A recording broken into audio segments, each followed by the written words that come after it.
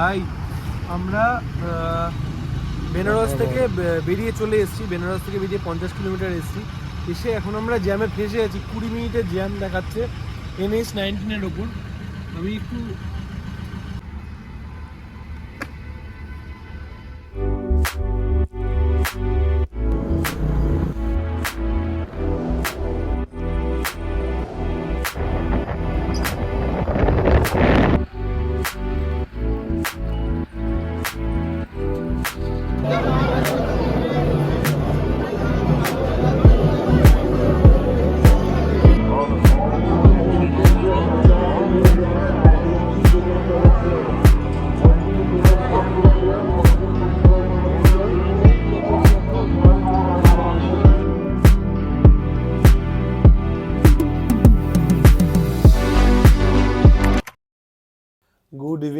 Good evening from Varanasi. এখন বাজে হচ্ছে সন্ধ্যা 7টা। আমাদের আমরা কালকে সারা রাত যেহেতু রাত জেগে গাড়ি চালিয়েছিলাম, এসে আমরা 1টা নাগাদ খেয়ে দিয়ে শুয়েছি। এখন ঘুম থেকে উঠলাম। এখন ঘুম থেকে ইচ্ছা আছে একটু গঙ্গার ঘাট দেখতে যাওয়ার। ইন্দ্র, তো গঙ্গার ঘাট দেখতে যাওয়ার ইচ্ছা আছে। গঙ্গার ঘাট দেখে এসে আমাদের ইচ্ছা আছে, যদি শরীর টরীর আমাদের ঠিক থাকে, আমরা এখান থেকে রাত্রি 10টার সময় বেরিয়ে যাব। কারণ মহাকুম্ভের যে পুরো ট্রাফিকটা, বহু লোক আমরা যাওয়ার সময় দেখেছি লেনে আটকে আছে। তাদের মধ্যে অনেকেই প্রয়াগে স্টে করবে না, তারা অনেকেই ফিরে যাবে। কালকে যত দিন বাড়বে তত আমরা ট্রাফিকটা পাবো। তাই জন্য চেষ্টা করবো আমরা আজকে রাতে যতটা সম্ভব টেনে নেওয়া যায়। আমাদের প্ল্যান আছে দেওঘরে স্টে করার। দেওঘরে যে জ্যোতির্লিঙ্গ আছে সেখানে পুজো দেওয়ার ইচ্ছা আছে। তার ট্যাকও কিছু বলবে। যেহেতু আমরা কাশী বিশ্বনাথ ধামে এই মুহূর্তে যা ভিড়, প্লাস অযোধ্যাতে যা ভিড়, আমরা অযোধ্যা ভিজিট করতে পারিনি এবং আমরা কাশী বিশ্বনাথ ধামেও পুজো দিতে পারিনি। এখানেও জ্যোতির্লিঙ্গ ছিল, তো বারাণসীটা আবার থেকে গেল, আবার একবার আসতে অবশ্যই হবে। আর তার সাথে আপনার ধরুন কালকে আমরা যদি দেওঘর যেতে পারি, অন্তত একটা জ্যোতির্লিঙ্গতে পুজো দিয়ে তো ফেরা যাবে। যেহেতু সবে কুম্ভ স্নানটা আমরা করে উঠেছি, তো আশা করি এখানে জ্যোতির্লিঙ্গ দর্শন করে ফেরাটাই আমাদের মনে হয় সব থেকে শ্রেয় হবে। আর যখন যাওয়ার রাস্তায় পড়ছেই, তখন কেনই বা দেখবো না। ছোট ডি রুট নিচ্ছি আমরা, হ্যাঁ। বেশি তো আমাদের মেজর ডি রুট নিতে হচ্ছে না। যে কালকে last but not the least উজ্জ্বলদা বিরিয়ানিটা হচ্ছে আমাদের, তাই তো? দেখা যাক। হ্যাঁ। সেটা সম্ভবত হচ্ছে না, কারণ আমরা ঢুকছি সিউড়ি দিয়ে। শিউরু দিয়ে ঢুকবো না, সিউড়ি দিয়ে ঢুকবি না, কোথায় দিয়ে ঢুকবি? আর ব্যাক করে ঢুকবো। 130 কিলোমিটার এক্সট্রা যাবো। 130 কিলোমিটার একটু এক্সট্রা যাবে না। এ ভাই, 130 কিলোমিটার এক্সট্রা যাওয়া সম্ভব না। 140 কিলোমিটার রাস্তা এক্সট্রা পড়ছে আমাদের, যা শুধুমাত্র দুর্গাপুর এক্সপ্রেসওয়ে নিতে গেলে। আর আমরা সেই জায়গায় সিউড়ি দিয়ে, আমাদের সিউড়ি দিয়ে হচ্ছে 200 সামথিং, 200-250 কিলোমিটার মতো। ভাই ভাই এরকম করিস তো ভাই। রাম মন্দির দিয়ে থেকে 150-130 কিলোমিটার দেখা যাক, লেটস সি। হাই, আমরা বেনারস থেকে বেরিয়ে চলে এসেছি। বেনারস থেকে বেরিয়ে 50 কিলোমিটার এসেছি। এসে এখন আমরা জ্যামে ফেসে আছি। 20 মিনিটের জ্যাম দেখাচ্ছে NH-19 ওপর। আমি একটু হ্যাঁ, এখন তো অযোধ্যার ভিড়টা আসেই নি। এখনো অযোধ্যার ভিড়টা আসেনি। বিশাল ভিড় হবে কালকে খুব ভিড় হবে এবং এই ভিড়টাকে এড়ানোর জন্যই সকালে আমরা রাত্রিবেলা রাইডটা শুরু করেছিলাম। তাও জ্যামে পড়েছি। যদিও ঠিক আছে, এখন জ্যামে দাঁড়াতে হলে তো কিছু করার নেই, কিন্তু বেশি জ্যাম না খেতে হলেই ভালো। দেখা যাক কি হয়।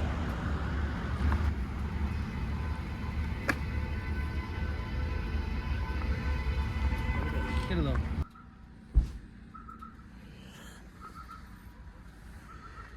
আমরা দাঁড়িয়ে আছি এখানে।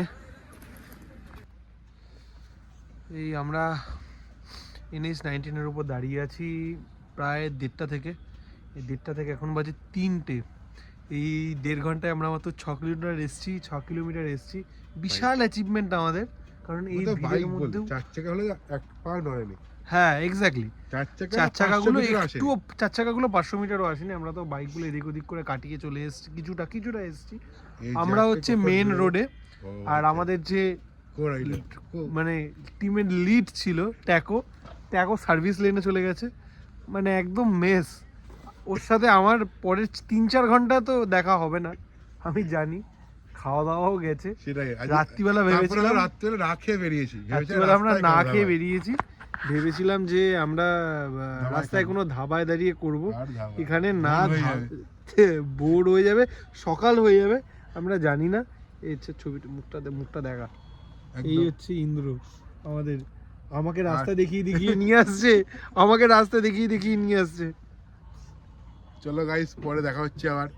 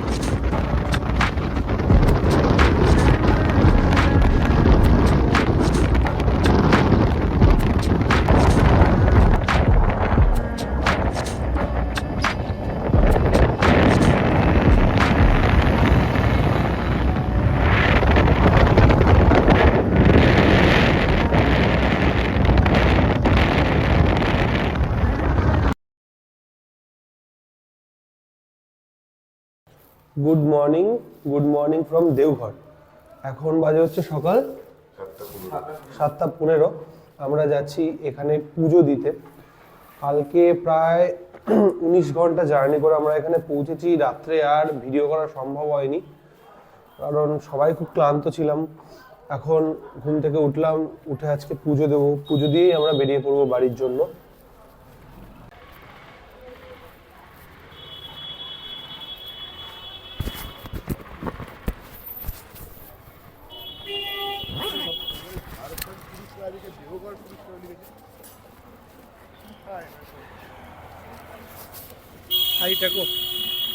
Hi guys, good morning. এখন হয়তো চোখে ক্লান্তি আর ঘুমটা এখনো দেখতে পাচ্ছেন আমাদের সবারই, বাট স্টিল উঠতে একটু লেট হয়ে গেল। ফ্রেশ হয়ে আমরা এই বেরোলাম বাবার মন্দিরের দর্শনের জন্য, পুজো দেওয়ার জন্য। এখন দেখি গিয়ে কতটা আগে ভিড় আছে সেটা দেখতে হবে। বাকি আমরা যা দেখবো, আমরা চাইবো বা চেষ্টা করবো অন্তত ক্যামেরা থ্রু দিয়ে যতটা পারি দেখানোর জন্য। আর বাকিরা এবার ইন্দ্র বলবে। যাই হোক, একটা তো মনে দুঃখ থেকেই যায়, এই যে বেনারসে গিয়ে কাশী বিশ্বনাথ পুজোটা হলো না। তাই এখানে চেষ্টা করছি পুজোটা দেওয়ার, কিন্তু সামনেই দেখতে পাচ্ছেন অনেক দর্শনার্থী যাচ্ছে। এবার বেলা তো একটু হয়েই গেছে, দেখা যাক আবার কি ভিড় হয়, সবটাই দেখাবো আপনাদের সামনে তুলে ধরার চেষ্টা করব। ঠিক আছে, পরে দেখা হচ্ছে আবার।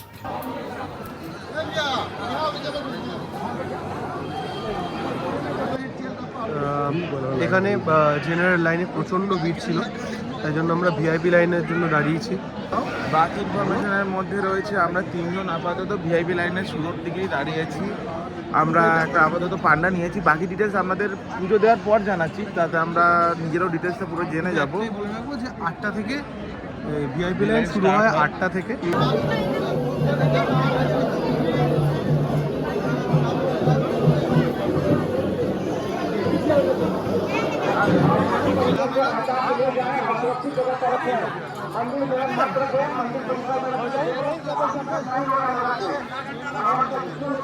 আমরা এখন পুজো দিয়ে বেরোলাম মন্দির থেকে। দিয়ে মন্দিরের ভেতরে অ্যাকচুয়ালি গর্ভগৃহের জায়গাটা তো খুব কনজেস্টেড, সবাই ওখানে পুজো দিতে আসছে, একটু ভিড়ভাড়টাও রয়েছে। ওখানে কোনো ভিডিও করিনি, এবং মানে নিয়ম হচ্ছে করা না করা। এবার আমি ইউটিউবে অনেক ভিডিও দেখেছি যেখানে এই দেওঘরের জ্যোতির্লিঙ্গের একদম প্রপার ভিডিও রয়েছে। আমি সেটা দেখেই গেছিলাম, ভেবেছিলাম করবো, কিন্তু পরে মনে হলো না, যেটা বলেছে করতে না সেটা করতে না। আর সেকেন্ডলি যে ভিডিও করে আনতেই হবে এরকম তো কোনো ব্যাপার নেই। কিছু কিছু জিনিস না ভিডিও করাই ভালো, না দেখানোই ভালো। নিজে যেটা এক্সপিরিয়েন্স করছি সেটা থাক। তা আমাদের পুজো দেওয়া হয়ে গেছে, আমরা এখন দাঁড়িয়ে একটা দোকানে চা খেলাম। আর ট্যাকো এখানে গালার চুড়ি পাওয়া যায়, ট্যাকো চুড়ি কিনছে, ট্যাকোকে একটু দেখাবো। খুব খুব কনফিউজড হয়ে গেছে চুড়ি কিনতে গিয়ে, এত ডিজাইনে। এই হচ্ছে ট্যাকো, কনফিউজ ট্যাকো।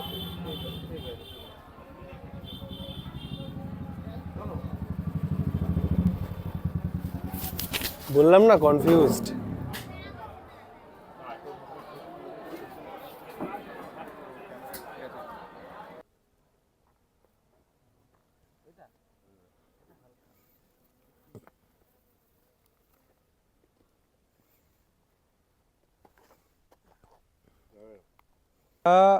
এখন দাঁড়িয়ে আছি ঝাড়খণ্ড আর রানীগঞ্জের বর্ডারে।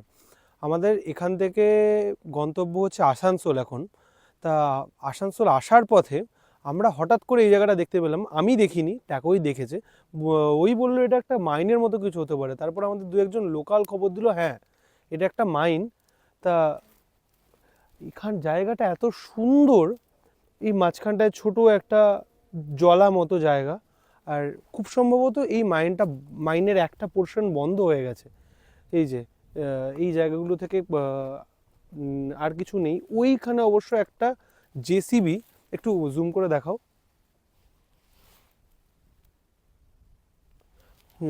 ওইখানে একটা জেসিবি কিছুটা কয়লা মনে হয় এখনো তুলছে, তবে জায়গাটা বন্ধ।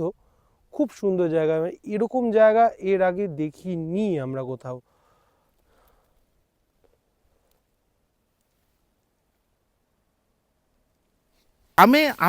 মানে আমাদের এখানে সমষ্টি প্ল্যান হয়েছে যে এইখানে আমি নিজেই দেখাচ্ছি, এইখানে রয়েছে না কয়লা, আগে আনইউজ কয়লা বা কয়লা তো আমরা গ্রেড চিনি না। এখানে যে কয়লাগুলো রয়েছে, ফার্স্ট মাথায় জিনিসটা আসলো যে এরকম একটা মানে জায়গা দেখে ফার্স্ট মাথায় আসলো হচ্ছে আমাদের পাহাড়ের কথা, আর পাহাড়ের কথা থেকে আমাদের মাথায় আসলো বারবিকিউয়ের কথা। তো আমরা এখন প্ল্যান করছি এখান থেকে যদি একটু কয়লা, জাস্ট আমরা তো নিজেরা যে কয়লাটা কিনবো সেটা তো থাকবে, তার সাথে এই ঝাড়খণ্ডের কয়লা দিয়ে যদি আমরা বারবিকিউ করতে পারি সেটা কতটা আনন্দময় হবে আমাদের জন্য। তো এখন আপাতত দেখি জায়গাটা এক্সপ্লোর করব একটু।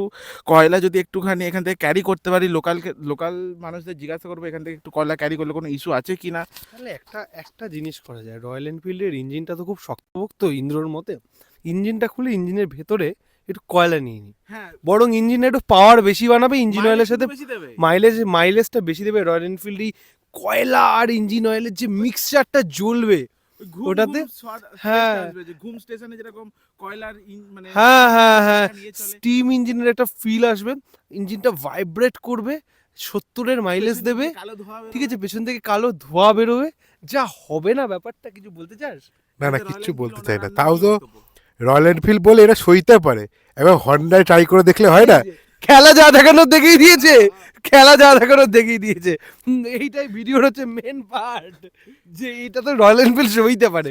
এটা সিদ্ধার্থ লাল যদি কোনোভাবে দেখে গরিবের ভিডিও, তাহলে ভাববে যে আমার এটা কি কাস্টমার লেভেল। এমনি হয়তো পরবর্তীকালে ইন্দু সামান্য দাসী হলো, যে এত ভালোবাসে ব্যাটটাকে, যে লয়ালটির ব্যাপার দিয়ে হয়তো আমাকে চাকরি বাকরি দিয়ে দিল, যে একটা ইস্টার্ন জোন তুমি এমনি হয়ে গেলে যাও, ইনফ্লুয়েন্সার অ্যাওয়ার্ড দেবে তোকে, সে দিতেই পারে। আমি এত কষ্ট করে চ্যানেল খুলে এটা করছি, আর ইনফ্লুয়েন্সার আবার ঢোকে দেবে? না আমি ওর বাড়ি থেকে চুরি করে আনবো। কিন্তু তুমি যে রয়্যাল এনফিল্ডে বদনাম করছো, গাড়িটা চালিয়ে ততক্ষণ এলা, হোয়াট ইজ দিস কোয়ালিটি করেছো তুমি, হবে না ট্যাগ করে। What is this quality, what is the doing, what are the doing, tag করেছি কাকে? সিদ্ধার্থ লাল আর ব্লু বাইকার। ঠিক আছে, এবার আমরা ইলিগাল কাজটা শুরু করব, আর এখন কিছু করা যাবে না। এই বন্ধ করো।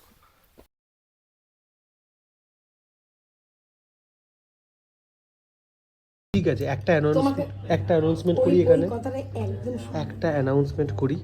ইন্দ্রর একটা অ্যাক্সিডেন্ট হয়েছিল, ইন্দ্র এখন ভালো আছে, আর ইন্দ্র খুব তাড়াতাড়ি আমাদের সাথে বাইক রাইডে ফিরছে। এখনই সার্জারি হয়ে বেরোলো, কিন্তু ওর মারাত্মক মনের জোর, ও আমাদের সাথে খুব তাড়াতাড়ি বাইক রাইডে জয়েন করছে। নেক্সট রাইডটাই মনে হচ্ছে স্পিতি, না 2 মাস বাদে একটা ছোটখাটো কোথাও একটা ট্যুর হবে, একদম, তারপরে একটা বড় ট্যুর হবে। ঠিক আছে।